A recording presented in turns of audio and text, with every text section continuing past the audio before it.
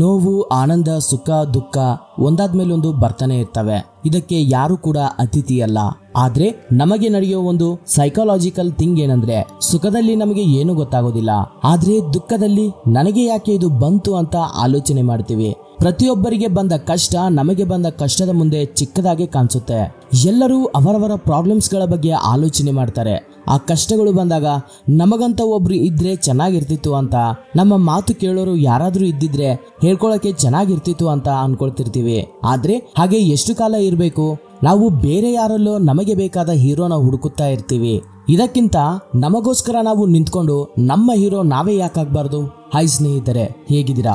ಇವತ್ತಿನ ಈ ವಿಡಿಯೋದಲ್ಲಿ ನಾವು ನಮಗೆ ಬರುವ ಕಷ್ಟಗಳಲ್ಲಿ ನಮಗೋಸ್ಕರ ನಾವು ಹೇಗೆ ನಿಂತ್ಕೋಬೇಕು, ನಮ್ಮನ್ನ ನಾವು ಹೇಗೆ ಸಪೋರ್ಟ್ ಮಾಡ್ಕೋಬೇಕು ಅಂತ ತಿಳಿದುಕೊಳ್ಳೋಣ. First point, support your self. ನಾವು ತುಂಬಾ ಸಾರಿ ಒಂದು ಕೆಲಸವನ್ನ ಮಾಡಬೇಕು ಅಂತ ಅನ್ಕೊಂಡು ಅದರಲ್ಲಿ ಫೇಲ್ ಆಗ್ತೀವಿ.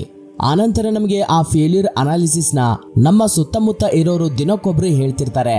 ಇದಕ್ಕೆ ಜೊತೆಯಾಗಿ ನಮ್ಮನ್ನ ನಾವೇ ಸೆಲ್ಫ್ ಕ್ರಿಟಿಸೈಸ್ ಮಾಡ್ಕೊಳ್ತೀವಿ. ಈ ಸೆಲ್ಫ್ ಕ್ರಿಟಿಸಿಸಮ್ ಅನ್ನೋದು ಒಂದು ಲೆವೆಲ್ ವರೆಗೂ ಒಳ್ಳೆಯದೇ, ಆದ್ರೆ ಅದು ನಮ್ಮನ್ನ ಮತ್ತಷ್ಟು ಕೆಳಮಟ್ಟಕ್ಕೆ ತೆಗೆದುಕೊಂಡು ಹೋಗಿ ಇನ್ನು ಜೀವನದಲ್ಲಿ ಏನನ್ನು ಟ್ರೈ ಮಾಡಬಾರ್ದು ಅನ್ನೋ ರೀತಿ ಮಾಡಬಾರ್ದು. ಯಾಕಂದ್ರೆ ಒಂದು ಕೆಲಸ ಮಾಡಬೇಕು ಅನ್ನೋ ಆಲೋಚನೆ ನಿಮ್ಮದೇ, ಆ ಚಾಯ್ಸ್ ತಗೊಂಡಿದ್ದು ಕೂಡ ನೀವೇ.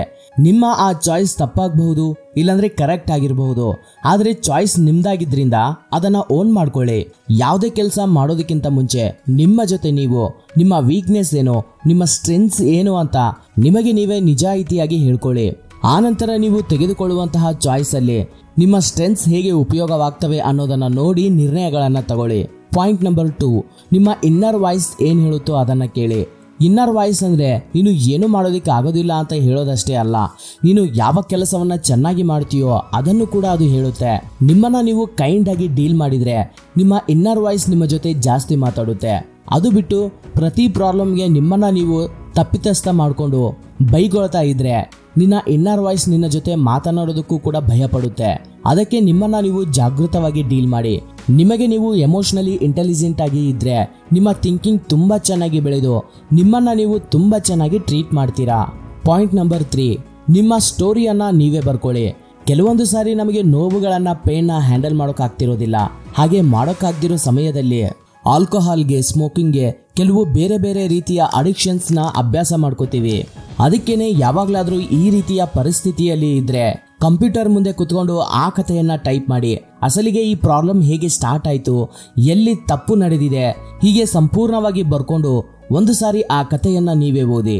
ನೀವು ಇನ್ನೂ ಬೆಟರ್ ಆಗಿ ಫೀಲ್ ಆಗ್ಬೇಕು ಅಂದ್ರೆ ಆ ಫೈಲ್ ನ ಡಿಲೀಟ್ ಮಾಡ್ಬಿಡಿ. ಇಲ್ಲ ಇನ್ನೂ ಎಫೆಕ್ಟಿವ್ ಆಗಿ ಇರಬೇಕು ಅಂದ್ರೆ ಅದನ್ನ ಪ್ರಿಂಟ್ ಔಟ್ ತೆಗೆದು ಸುಟ್ಬಿಡಿ. ಆವಾಗ you will feel good. Computer ಇಲ್ಲದೆ ಇರೋರು ಈ ಪ್ರಾಸೆಸ್ ನ ಬುಕ್ ಮೇಲೆ ಬರೆದು ಮಾಡಬಹುದು. ಪಾಯಿಂಟ್ ನಂಬರ್ 4, ನಿಮ್ಮ ಸ್ಟ್ರೆಂತ್ಸ್ ಏನು. ನಿಮ್ಮ ಸ್ಟ್ರೆಂತ್ಸ್ ಏನು ಅಂತ ಕೂತ್ಕೊಂಡು ಆಲೋಚನೆ ಮಾಡೋದಕ್ಕೆ ಸ್ಟಾರ್ಟ್ ಮಾಡಿ. ನಿಮ್ಮ ಸ್ಟ್ರೆಂತ್ಸ್ ಹೇಗಿರ್ಬೇಕಂದ್ರೆ ನಿಮ್ಮನ್ನ ಫ್ರೀ ಫ್ಲೋ ಅಲ್ಲಿ ಇಡಬೇಕು. ಅದು ನಿಮ್ಮಲ್ಲಿನ ಸೂಪರ್ ಪವರ್ನ ಅನ್ಲೀಶ್ ಮಾಡಬೇಕು. ನನಗೆ ತುಂಬಾ ಇಷ್ಟವಾದ ಕೆಲಸ ಏನಂದ್ರೆ ರೈಟಿಂಗ್. ನಾನು ಯಾವಾಗ್ಲೂ ಏನ್ ಬರೀತಿದ್ರು ಒಂದು ಒಳ್ಳೆಯ ಫ್ಲೋ ಅಲ್ಲಿ ಹೋಗ್ಬಿಡ್ತೀನಿ. ನನ್ನ ಜೀವನದಲ್ಲಿ ಯಾವ ರೀತಿಯ ನೋವು ಇದ್ರೂ ನಾನು ಏನಾದ್ರೂ ಬರೆಯುತ್ತಿರುವ ಸಮಯದಲ್ಲಿ ನನ್ನ ಬ್ರೈನ್ ಅದರ ಬಗ್ಗೆ ಆಲೋಚನೆ ಮಾಡೋದಿಲ್ಲ. ಕಂಪ್ಲೀಟ್ ಸ್ವಿಚ್ ಆಫ್ ಆಗಿ ನನ್ನ ಆಲೋಚನೆಗಳನ್ನ ನನ್ನ ಬೆರಳಿನ ಮುಖಾಂತರ ಟೈಪ್ ಮಾಡಿಸ್ತಿರುತ್ತೆ. ಹಾಗಾಗಿ ನಿಮಗೂ ಕೂಡ ಒಂದು ಸ್ಟ್ರೆಂತ್ ಅನ್ನೋದು ಇರುತ್ತೆ. ಅದು ಸ್ಪೋರ್ಟ್ಸ್ ಆಗಬಹುದು, ಮ್ಯೂಸಿಕ್ ಆಗಿರಬಹುದು, ಪೇಂಟಿಂಗ್ಸ್ ಆಗಿರಬಹುದು, ಹೀಗೆ ಏನಾದ್ರೂ ಆಗಿರಬಹುದು. ಈ ರೀತಿಯ ಸ್ಟ್ರೆಂತ್ಸ್ ನೀವು ದುಃಖದಲ್ಲಿದ್ದಾಗ ನಿಮ್ಮನ್ನ ಇವು ರೆಸ್ಕ್ಯೂ ಮಾಡ್ತವೆ. ಎಣ್ಣೆ, ಸಿಗರೆಟ್ ಇವು ಟೆಂಪ್ರವರಿ ಆಗಿ ರಿಲೀಫ್ ಕೊಟ್ಟು ಪರ್ಮನೆಂಟ್ ಆಗಿ ನಿಮ್ಮನ್ನ ಹಾಳು ಮಾಡ್ತವೆ. Point number 5, be your own hero. ನಿಮ್ಮೊಳಗಿರುವ ಇನ್ನರ್ ಸ್ಟ್ರೆಂತ್ಸ್ ನ ಮಾಸ್ಟರ್ ಮಾಡಿ. ಎಕ್ಸ್ಟರ್ನಲ್ ವೀಕ್ನೆಸಸ್ಗೆ ಸ್ಲೇವ್ಸ್ ಆಗಬೇಡಿ. ಅಂದುಕೊಂಡ್ರೆ ಮಾಡಲೇಬೇಕು, ಬೇರೆ ದಾರಿ ಅನ್ನೋದು ಇಲ್ಲ. ನಾವು ಏನಾದ್ರೂ ಮಾಡಬೇಕು ಅಂತ ಅನ್ಕೋತೀವಿ, ಅದರ ಬಗ್ಗೆ ಸ್ವಲ್ಪ ಹೊತ್ತು ಆಲೋಚನೆ ಮಾಡಿ ಈ ಐಡಿಯಾ ಹೇಗಿದೆ ಅಂತ ನಮ್ಮ ಸ್ನೇಹಿತರಿಗೆ ಹೇಳೋದಕ್ಕೆ ಸ್ಟಾರ್ಟ್ ಮಾಡ್ತೀವಿ. ಕೆಲವು ಜನ ಚೆನ್ನಾಗಿದೆ ಅಂತಾರೆ, ನಮಗೆ ಇಂಟ್ರೆಸ್ಟ್ ಜಾಸ್ತಿ ಆಗುತ್ತೆ. ಸ್ಲೋ ಆಗಿ ಆ ಕೆಲಸ ಮಾಡೋದಕ್ಕೆ ನಾವು ಸ್ಟಾರ್ಟ್ ಮಾಡ್ತೀವಿ. ನಂತರ ಕೆಲವು ಕಷ್ಟಗಳು ಬರ್ತವೆ. ಕೆಲವು ಜನ ಆ ಕೆಲಸ ಯಾಕೆ ಮಾಡ್ತಿದೀಯಾ ಅಂತಾರೆ.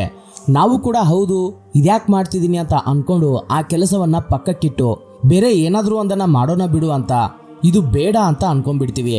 ಹೀಗೆ ಸ್ಲೋ ಆಗಿ ನಮಗೆ ಬಂದ ಆಲೋಚನೆಗಳನ್ನ ನಾವು ಸಪೋರ್ಟ್ ಮಾಡ್ಕೊಳ್ಳದೆ ಬೇರೆಯವರ ಮಾತುಗಳಿಗೆ ಇನ್ಫ್ಲೂಯೆನ್ಸ್ ಆಗಿ ನಾವು ಅಂದುಕೊಂಡ ಕೆಲಸವನ್ನ ಮಾಡೋದನ್ನ ಬಿಟ್ಬಿಡ್ತೀವಿ. ಇದು ಒಂದು ರೀತಿಯ ಅಭ್ಯಾಸವಾಗಿ ಪರಿಣಮಿಸಿ ಇನ್ನು ನಾವು ಜೀವನದಲ್ಲಿ ಹೊಸದಾಗಿ ಏನು ಟ್ರೈ ಮಾಡೋದಕ್ಕೆ ಹೋಗೋದಿಲ್ಲ. ಅದಕ್ಕೆ ನಮಗೆ ಏನಾದರೂ ಮಾಡಬೇಕು, ಇದನ್ನ ನಾನು ಮಾಡಬಲ್ಲೆನು ಅನ್ನೋ ಐಡಿಯಾ ಬಂದ್ರೆ ಮೊದಲು ಯಾರಿಗೂ ಹೇಳದೆ ಅದರ ಮೇಲೆ ಟ್ರಯಲ್ ಹಾಕಿ ಅದನ್ನ ನಾವು ಎಷ್ಟರ ಮಟ್ಟಿಗೆ ಸಕ್ಸಸ್ ಮಾಡಬಹುದು ಅಂತ ಪೂರ್ತಿಯಾಗಿ ತಿಳ್ಕೊಳ್ಳಿ, ಪ್ಲಾನ್ ಮಾಡ್ಕೊಳ್ಳಿ, ಮುಂದಕ್ಕೆ ಹೋಗಿ. ಒಂದು ವೇಳೆ ಫೇಲ್ ಆದ್ರೆ ಎಲ್ಲಿ ತಪ್ಪು ನಡೆದಿದೆ ಅಂತ ನೋಡಿ, ಅದನ್ನ ರಿಪೀಟ್ ಮಾಡದೆ ಇನ್ನೊಂದು ಸಾರಿ ಟ್ರೈ ಮಾಡಿ. ಅದು ಬಿಟ್ಟು ನಿಮ್ಮನ್ನ ನೀವು ಏನು ಮಾಡೋದಿಕ್ಕೆ ಆಗೋದಿಲ್ಲ ಅಂತ ಯಾವತ್ತೂ ಅನ್ಕೋಬೇಡಿ. ನೀವು ಅಂದುಕೊಂಡ್ರೆ ಏನ್ ಬೇಕಾದರೂ ಸಾಧಿಸ್ತೀರಾ. ಪಾಯಿಂಟ್ ನಂಬರ್ 6, ಪ್ರಸ್ತುತವೇ ನಿನ್ನದು, ಅಂದ್ರೆ ಪ್ರೆಸೆಂಟ್ ಮೂಮೆಂಟೇ ನಿನ್ನದು. ಕೆಲವು ಜನ ಅವರ ಹಳೆಯ ಜ್ಞಾಪಕದಲ್ಲಿ ಅವರು ಮಾಡಿದ ತಪ್ಪುಗಳಿಗೆ ಇಲ್ಲಾಂದ್ರೆ ಅವರಿಗೆ ನಡೆದ ಕೆಲವು ಅವಮಾನಗಳಿಗೆ ತುಂಬಾ ನೋವು ಪಡ್ತಾ ಇರ್ತಾರೆ.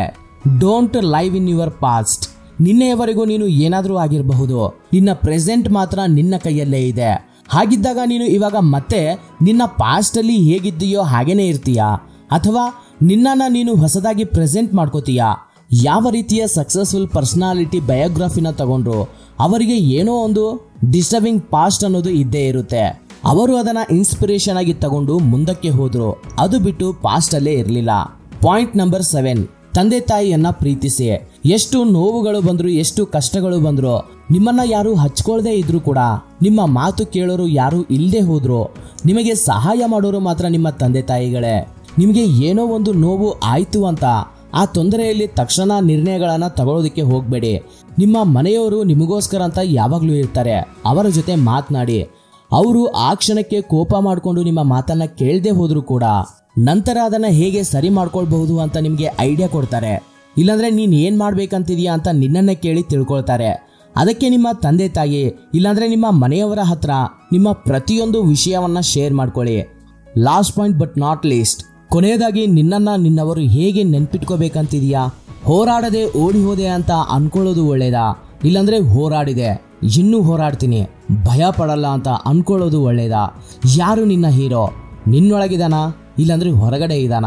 ನಿನ್ನೊಳಗಿರುವ ಹೀರೋನ ಸಪೋರ್ಟ್ ಮಾಡು.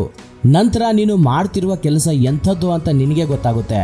ನಿನ್ನ ಮೇಲೆ ನಿನಗೆ ಗರ್ವ ಅನ್ನೋದು ಬೆಳೆಯುತ್ತೆ. Be your own hero. Thank you for watching this video.